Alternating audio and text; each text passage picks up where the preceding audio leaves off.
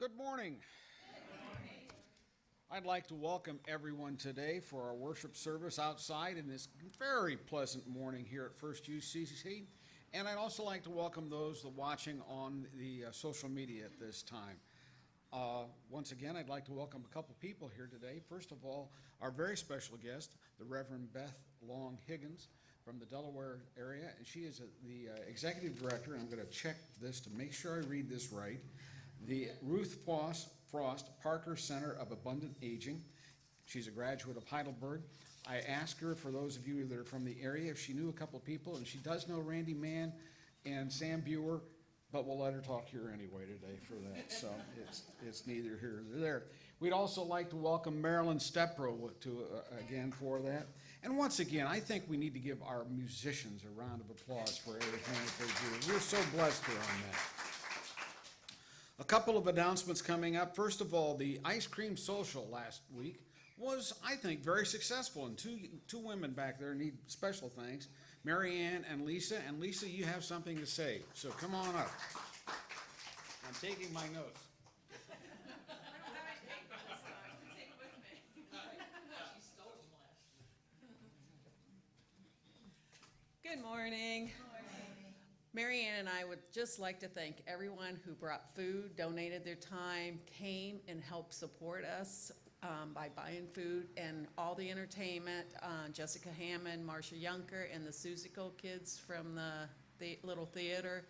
And we did have a few things left over, so the deacons are going to bring it up during the last hymn of cakes and salads. It's for you, for a donation, to take it home and enjoy the rest, and think about the ice cream social. So we thank everybody for all their help and support. Thank you. I'd also like to remind you of the upcoming corn roast, which is going to be on August 17th. Husking begins, I think, at 2 o'clock, Doug, is that right? So if you want to help with that. I would also like to have you look at a couple of the announcements that are in the bulletin or online on this. There is a date wrong on one of the dates for the Finance Committee meeting. It's actually August 4th, not the 7th on that. I would also like to invite you to please join in prayer for the folks listed on the prayer concerns, the family of, good gosh, I just went blank on that, Dorothy Reinhardt, and also Bucky and Carol Walders on that. Thank you from the back on that. And I'd also like to start our worship with the peace of Christ. So, may the peace of Christ be with you. And also with you. And I invite you, if you are able, to please stand and join in the spiritual call to worship. God of all ages, praise to you through all our days. Meet us in Sabbath rest, where we are renewed. Lead us to the source of love that heals life's pains.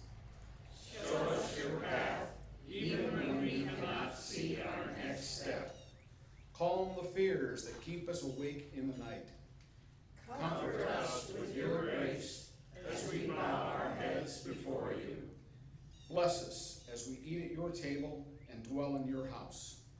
Walk beside us all the days of our lives as we continue to learn and grow in wisdom in your name. Amen. Please join in the opening hymn, Take My Life and Let It Be, number 597. Let them flow in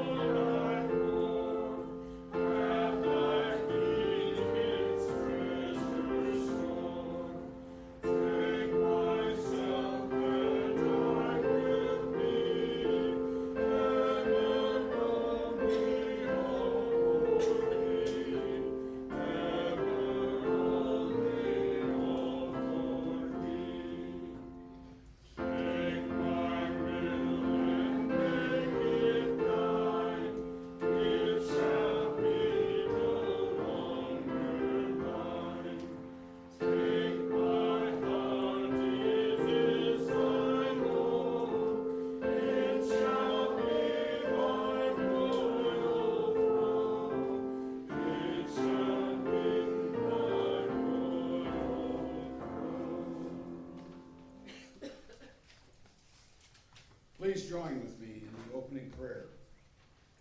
Loving God, in your image you created us, human beings in physical bodies designed to change our whole life through.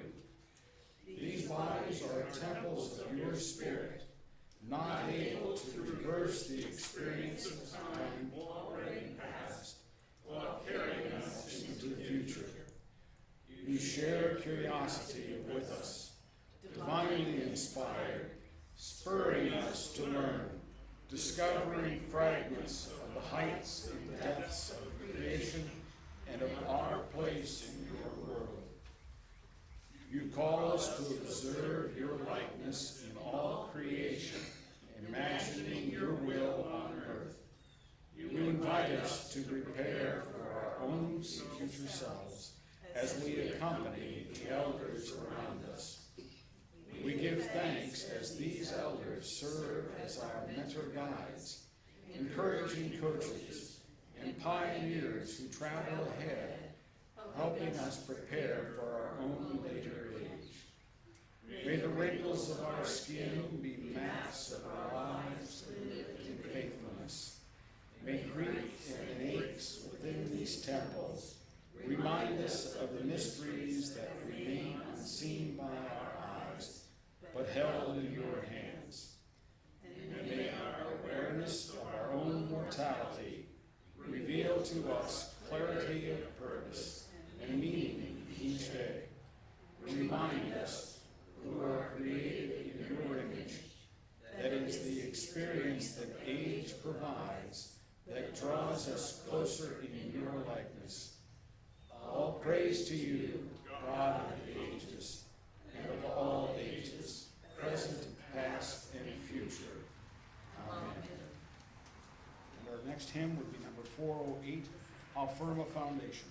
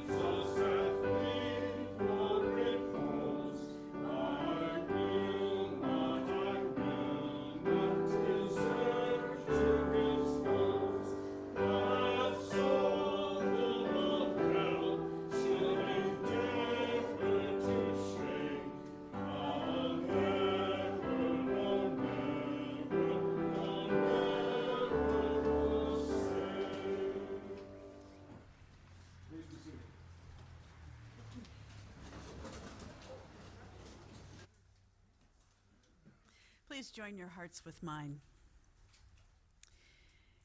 Gracious God, we give thanks for this day, for the surprise of the coolness of late July, for the shield of the clouds from the burning sun so often felt this time of year. We gather here on this day recognizing the end of one month and looking forward to the next, to the harvests which will come, to the schedules which change as school will begin, to last days of rest and vacation. We are mindful of those who are traveling this day and who are finding and noticing your glory in other parts of creation. We lift up those who are recovering and who are in need of healing touch and of accompaniment on life's journey. But most gracious God, on this day, I give thanks for this congregation, for the witness and the ministry that they provide here in the middle of Ohio. Voices of hope, a community that has known the challenges and the joys of what it means to be in relationship with each other. Bless them in this time of transition as they too discern what is yet to come in this interim time. And we give thanks that Pastor Bill is able to have some rest and relaxation of his own. And now hear us, most gracious God, as we pray the prayer which your Son taught us, saying, Our Father, who art in heaven, hallowed be thy name. Thy kingdom come, thy will be done, on earth as it is in heaven. Give us this day our daily bread, and forgive us our debts as we forgive our debtors. Lead us not into temptation, but deliver us from evil.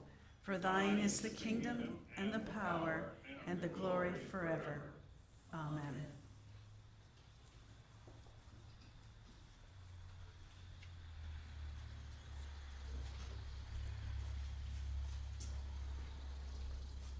Let us gather our offerings today as we sing number 170, Give Thanks.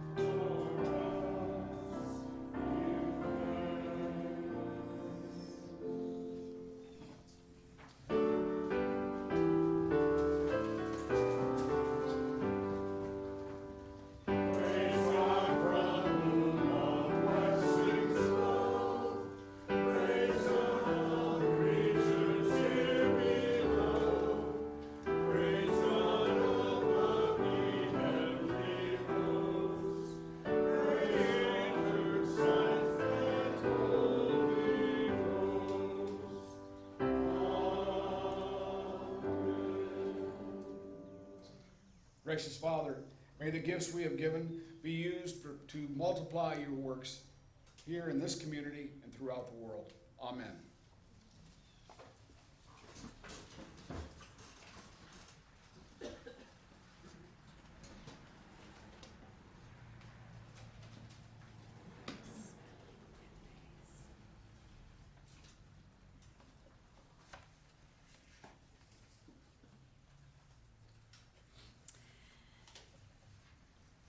I would like us just to concentrate on one verse of the psalm this morning, and that is the last verse.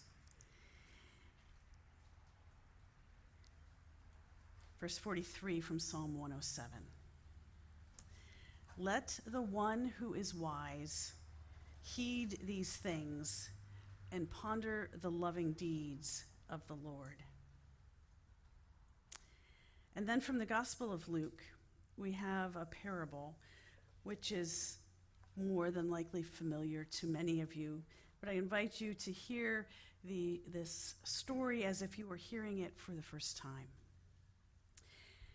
Someone in the crowd said to Jesus, "Teacher, tell my brother to divide the inheritance with me."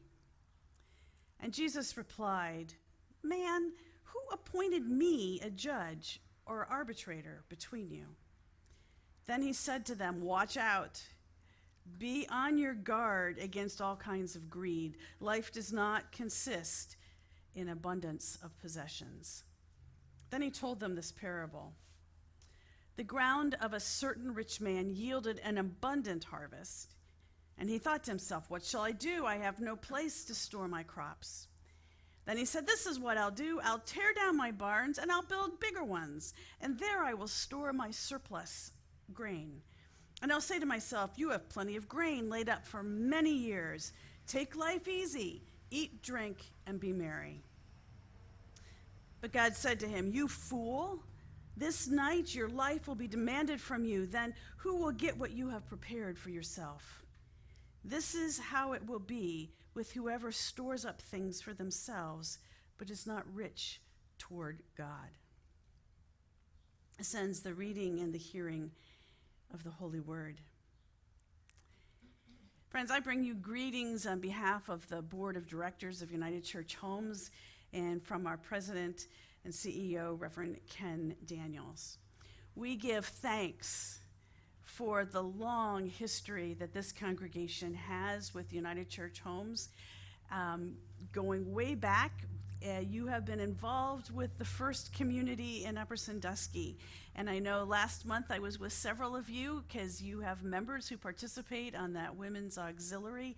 And the auxiliary was honored just actually, Marcy, when was that, last week? I'm losing track of time. Last week, the women's auxiliary was actually honored with the Spirit Award for their ongoing engagement, even during the pandemic, to help support the ministry there.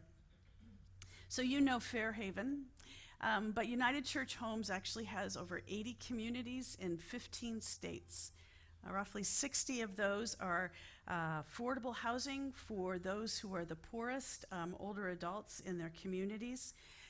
We have communities like Fairhaven, which provide assisted living and rehab and short-term skilled and long-term skilled and dementia care.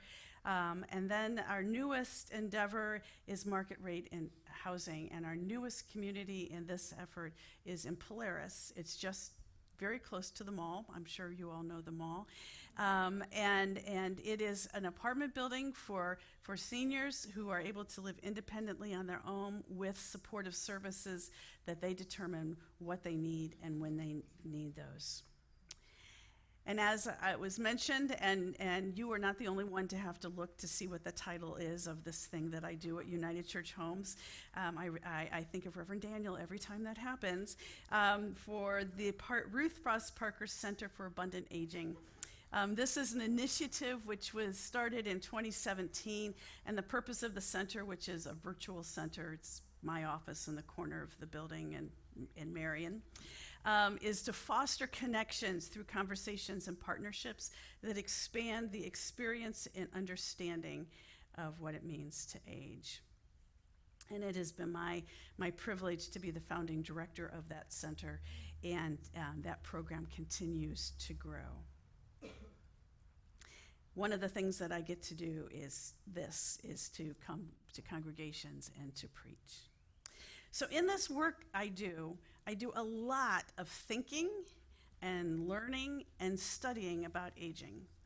I go to conferences with organizations like Leading Age, which is the National Association of Nonprofit Providers of Services for Older Adults, and I'm a part of the American Society on Aging, and I listen to presentations and best practices and latest research, and I do so through a lens of having served local churches for 25 years. and I filter this information through my pastoral lens. And so this is one of many sermons that come out of this experience, which I have had as of tomorrow 9 years with United Church Homes. So I invite you to hear again this last verse from the psalm. Let the one who is wise heed these things and ponder the loving deeds of the Lord. I have a friend, a mentor, who gets very, very agitated when people make the assumption that everyone who is older is wise. And she says, not all who are older are wise, because wisdom is not something that naturally happens to everyone. In fact, the psalmist gives us a couple of clues that those who are wise heed. That means that they notice and they ponder, they think about something carefully before making a decision. And then they reflect and take into account the loving deeds of God. So, just as sure as wisdom is not automatically rewarded to those who live long lives, everyone who is wise is not necessarily older. Some capture glimpses of wisdom early in life, and they have heeded and they have pondered and they consider God's loving deeds, and that allows them to contribute to the decisions that they make, which others look upon and say, you are wise. Mary Catherine Bateson talks about later life after our primary careers are behind us as the stage of active wisdom.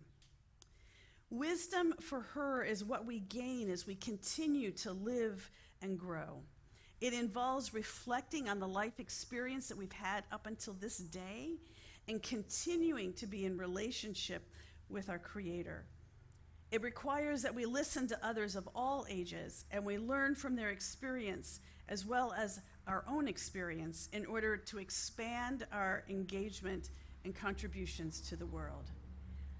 It involves our honoring those experiences of others and saying, I see you, I hear you, you matter. And then saying, and I want to connect with you. I want to be in community together. How can I contribute to the well-being of this creation that we share? How can I support your journey of spiritual growth and wisdom maturing? In the parable from today's lectionary, we hear the cautionary warning about accumulating things, which we could argue is the opposite of wisdom.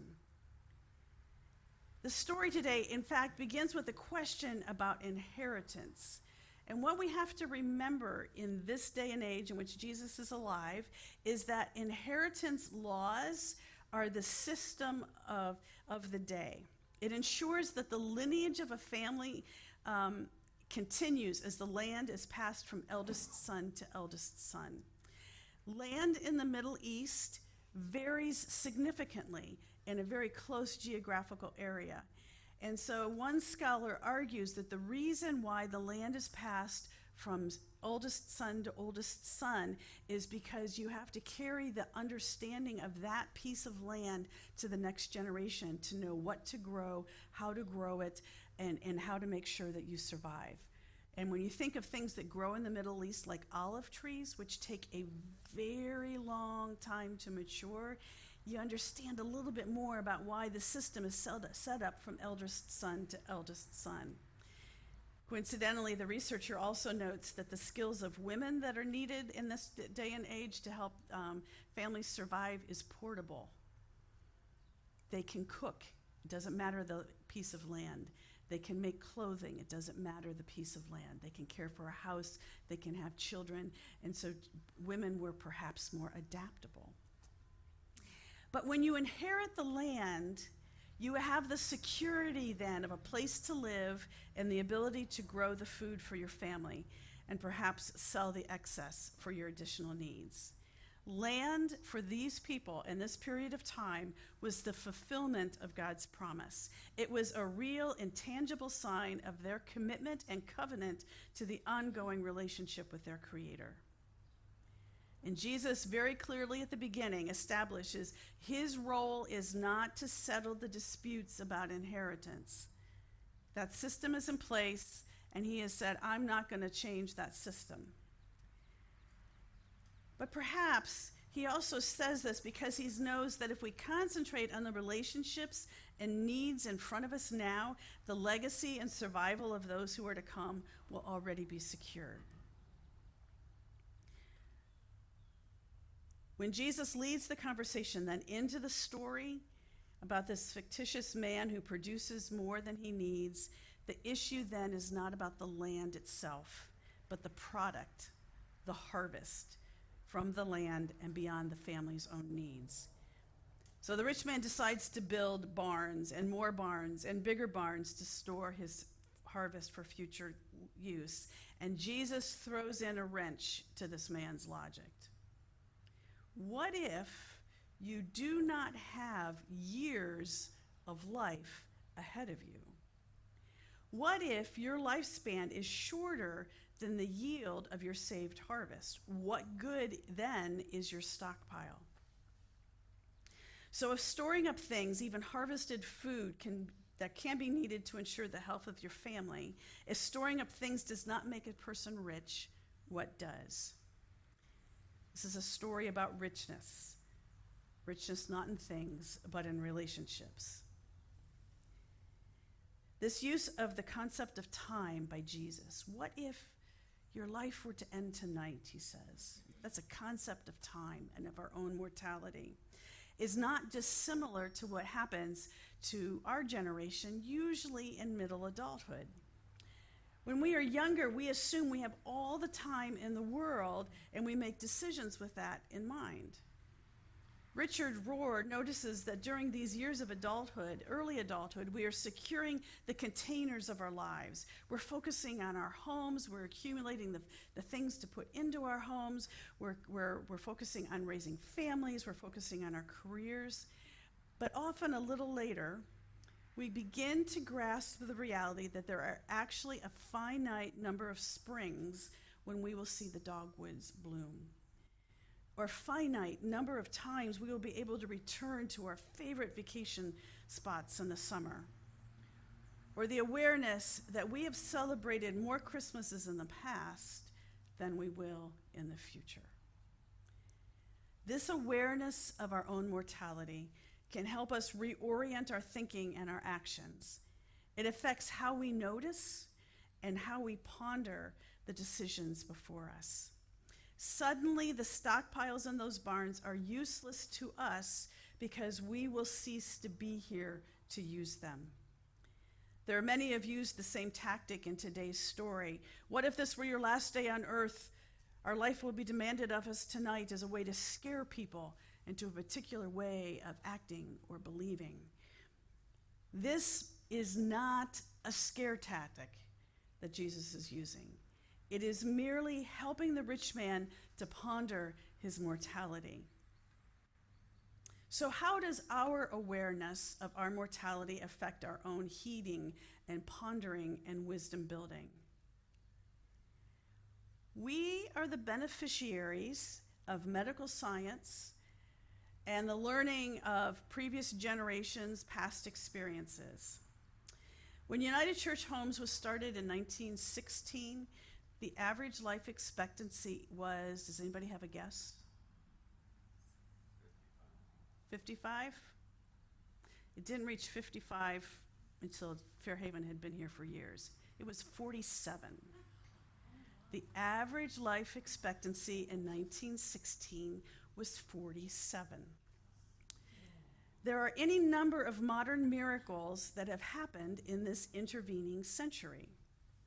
Development of antibiotics, maternal health care, reducing the risk of death of both the mother and the child in childbirth, laws that have made our workplaces safer, the establishment of Social Security in 1922 to help those who were not able to work to be able to eat and live in what remaining life they had.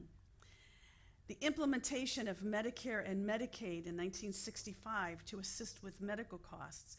These continue to contribute to the health and well-being of us all in later life. And then there are the scientific discoveries that enable us not only to live long lives, but to be healthier. Even with chronic diagnoses such as hypertension, diabetes, cardiac disease, you can fill in the blanks of what you know personally. How many of us take a daily regimen that includes at least one pill to help control one condition? Okay? And let's not even begin to talk about, because we'll be here forever, the cures for cancers and treatments for others that extend and improve the quality of life, which in previous decades would have been a death sentence. Access to health care throughout our entire lives. Education and safe housing also contribute to the fact that the average life expectancy that we all can expect is somewhere between 78 and 43 years. We have doubled the life expectancy in the past century. We have added more years to the human lifespan in the past century than were added to the human lifespan in all of the thousands and millions of years human beings had been on Earth prior to that period of time. We all have been affected by these things. Half of those who have already celebrated their 65th birthday today will celebrate their 85th birthday. That means your life expectancy is another 20. In fact, the fastest growing segment of our population is the decade between 80 and 90. If we took everyone in the state of Ohio who is 65 and over and had them sit in a public school chair, we would need, I think it's estimated, about 100,000 more chairs. In other words, there are more people over the age of 65 than those who are 15 years and younger. And by the way, those who have been born since, I'll just say 2010,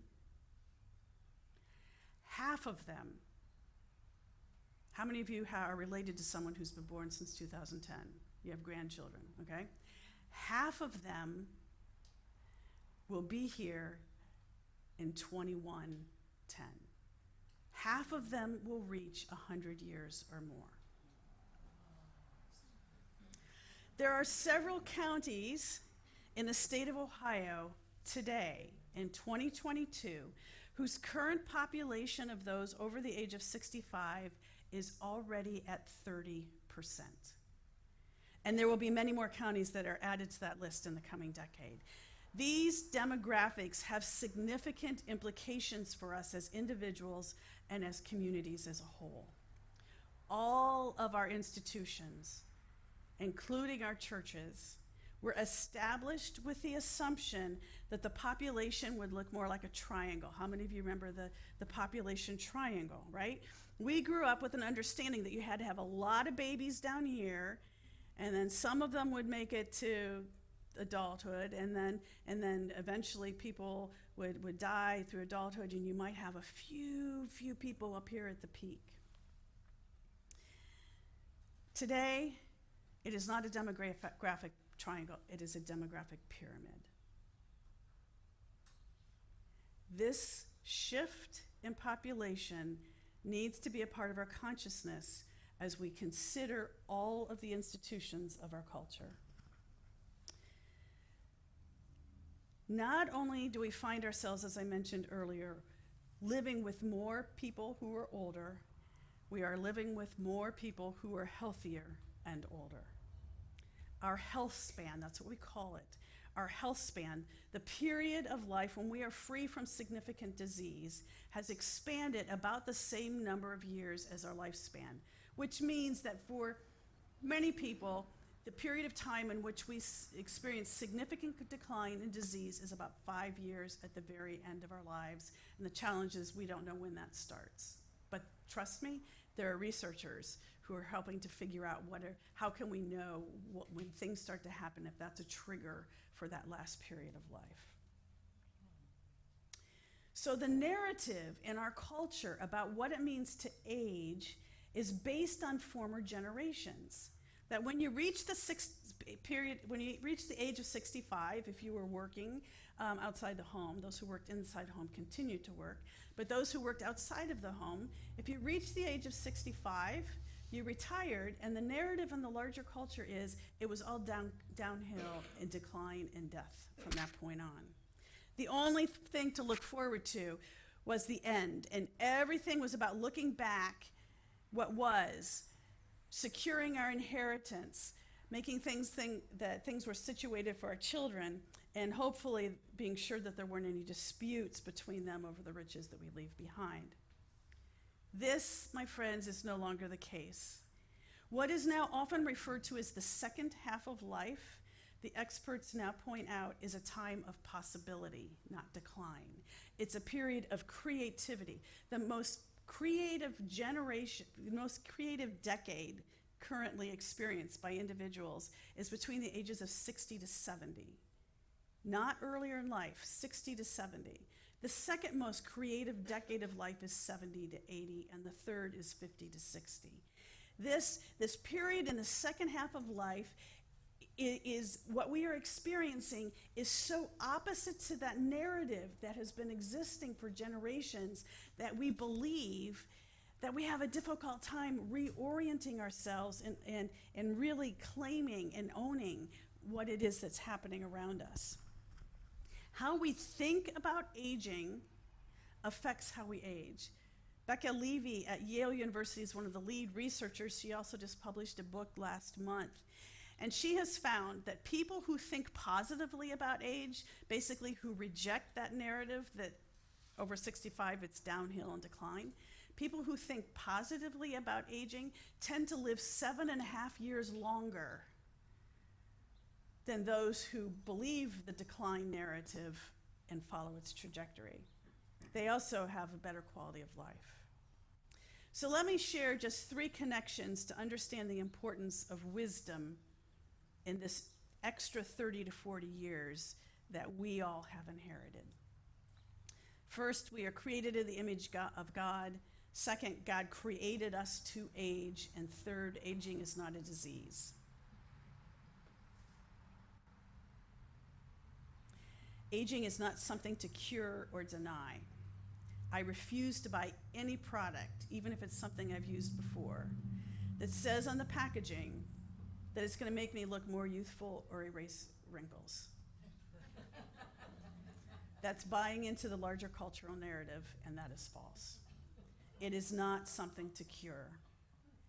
In God's photo album of life, there is no perfect age when human beings are at their optimum, as opposed to our media and the images around us that have visually been lifting up individuals who are in their 20s and 30s as the optimum age. God does not stop at the 20s and 30s. Our aging is not a mistake. It is not a mutation. Aging is a gift. Second, even though we know that there are all kinds of difficulties for those around us, relationships are hard, but we have been created to be in relationship. Relationship with our Creator, who provides life itself and the creation on which we rely. Relationship with other people. Do you know that the first emotion mentioned in the book of Genesis creation stories is Adam feeling lonely? That's the first emotion, loneliness. And so after trying all kinds of alternatives, God recognizes that that's probably not a positive emotion. And so God creates all kinds of animals and birds to help make Adam feel like he's not lonely anymore. It's not until God creates woman to be a companion and a coworker. We are created to be in relationship. We need relationships, particularly in later life. It is difficult to age alone. As I like to say, aging is not a solo sport.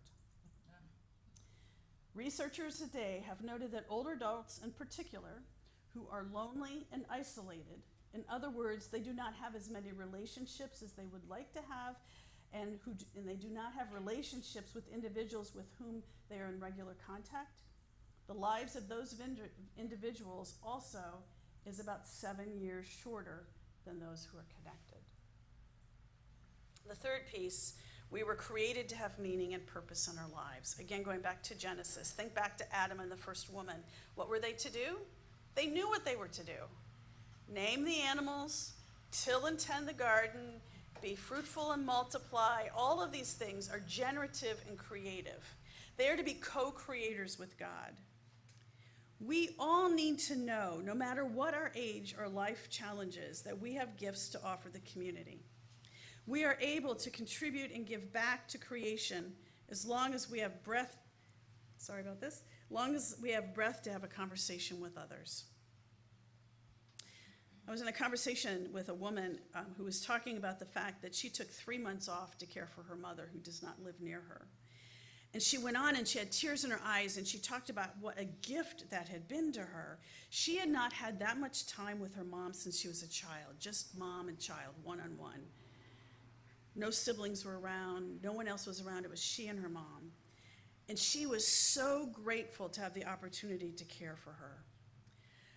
I asked her if she had thanked her mom for that gift, if she explained to her mother what a gift it was for them to experience love in such an intimate way. A light bulb went off in her eyes and she's like, no, I didn't thank her. Later in a conversation, she said she did go back and she thanked her mom. Not for the fact that her mom was sick and needed her, but the fact that her mom trusted her and gave them that precious time. Her mother, even in this period of physical illness and weakness, had offered a gift to her daughter and she didn't even know it. These 3 things, understanding and reflecting on the fact that each of us carries the image of God in the world, no matter how many wrinkles or how gray our hair is. The fact that we are to consider the significance of all our relationships and reflecting on how our lives contribute to the creative energy in the world. These are some of the key components that contribute to the growth of wisdom. The purpose of our lives is not to accumulate things that make us rich in the world's eyes. So how rich are you with God? How does your awareness of the finite amount of time which you have on earth affect your decisions and how you use that time and with whom you share that? And what do these things mean for your congregation in this interim time as you are imagining First Church Galion in the years and the decades ahead? Friends, if you are a place that is inviting and encouraging people into growing wisdom, if you are a place that is welcoming and affirming people who have already experienced decades of life, you will be a growing congregation. What are the demographics of Crawford County, of Galion, Ohio? Do they reflect the demographics here? Yes, the church knows how to be intergenerational, and it is important for us to have people across the lifespan. But if we deny the needs of older adults, we are denying the needs of roughly 1/3 of the population around us. 10,000 people retire every day. So 10,000 people today are turning 65 and they will not be going to work tomorrow. Of those 10,000, only 30% of them say that they belong to a congregation. They are looking in this latter part of life. They may be asking questions for the first time that they've never asked before. They're wanting to know, what gives my life meaning and purpose now that I'm no longer working? How can I give back to my community? How can I help support the younger generations below me? They want to be able to ask questions. They don't want to be told what to believe. Friends, isn't that what we do in the church? If we were to be inviting older adults to join us, when we look out at a congregation with gray hair, that is not a congregation that is dying, which I've heard way too many people say. But if we are helping people to deepen their wisdom, that is a congregation that is growing in breadth and in depth. And that, my friends, is what we are all called to do, individually and communities of faith. Thanks be to God. Amen.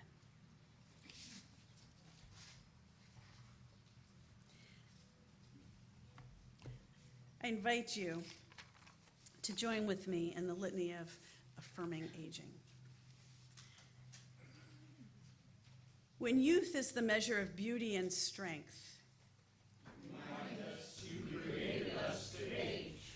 when the number of years lived limits or denies a person's worth, Show us again all are worthy of your love. when we are overlooked, unseen, and unheard because of another's judgment of our years, Help us find our voice with courage and grace. when we do not fully understand the context around us, Unstop our pride to ask for clarification. when we feel the distance of years between ourselves and others, Unite our generations in respect and love. when we come to realize that we cannot do things alone, Strengthen us to ask for help. and when we ask for help, Let us recognize the gift of relationships. when we fear our future lives, Reveal your possibilities which lie beyond the horizon of our experience. when we let go of ideas and things past, Invite us to become inspiration of the future. there is much around us which dismisses the honor of lives based on one's age. In community, may we respect and celebrate the elders and youngers, all who connect generations past with generations to come.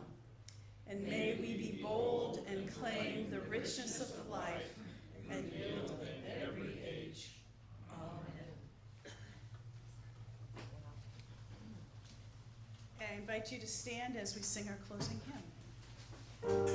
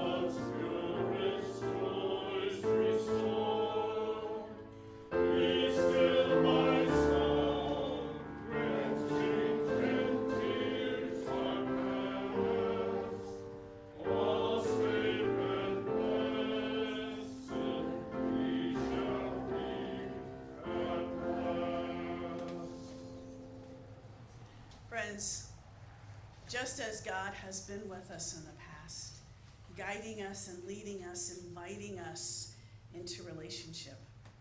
So too, God is with us now and will be with each next step we take. May we trust in God's participation in our lives, knowing that the grace and the peace of our Lord Jesus Christ is with us now and forever. Amen.